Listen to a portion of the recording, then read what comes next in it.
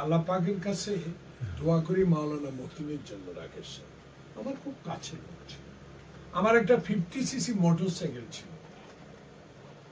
তখন এমএজ ওসমানী গ্রেট সিলেট, এখানে ম্যাক্সিমাম ওরা সিলেট, নোয়াখালী বেশি না সিলেট।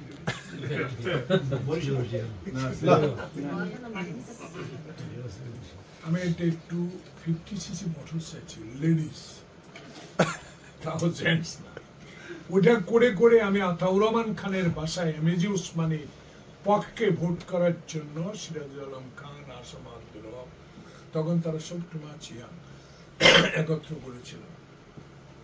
সেই মাওলানা মতিনের দল আজকে ডক্টর মুস্তাফিজুর রহমান চালায়। ভেরি ভেরি স্ট্রং ম্যান, ভালো, খুবই ভালো মানুষ, আমার খুব কাছের। তারই আপনি জয়েন্ট সেক্রেটারি।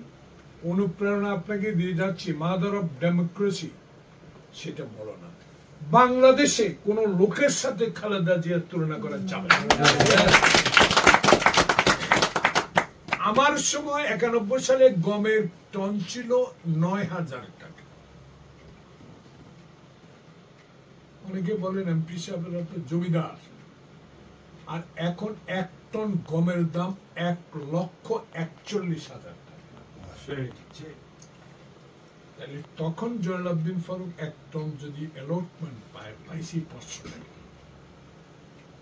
আর এখন একজন এমপি 1,41,000 টাকার গম থেকে কত টাকা পায় তার হিসাব নাই। তাই তাদের কোনো পলিটিক্স নেই। হাসিনার পলিটিক্সের দরকার নেই। হাসিনার দরকার তার বাবা, তার 14 গোষ্ঠী ইন্ডিয়া,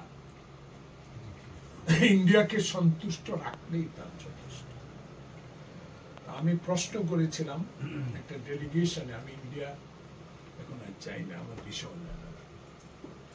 আমি বাংলাদেশের মানুষ বিএনপি কে যেমন ভালোবাসে, তারেক রহমানের একটা কথাকে আবু মনিরা যেখানে যান বলবেন, ভাইরা যেখানে যান বলবেন যে আমাকে প্রধানমন্ত্রী করার জন্য না, আমি বাংলাদেশের ভোটাধিকার প্রতিষ্ঠা করার জন্য আন্দোলনে আছি।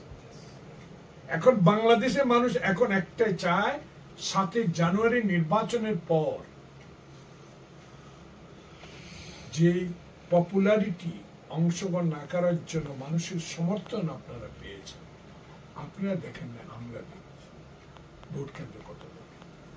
এখন তারই অংশ হলো 98% ইনক্লুডিং ভালো আওয়ামী লীগাররা চায় ইন্ডিয়ার অস্তিত্ব যেন এখানে বন্ধ হয়।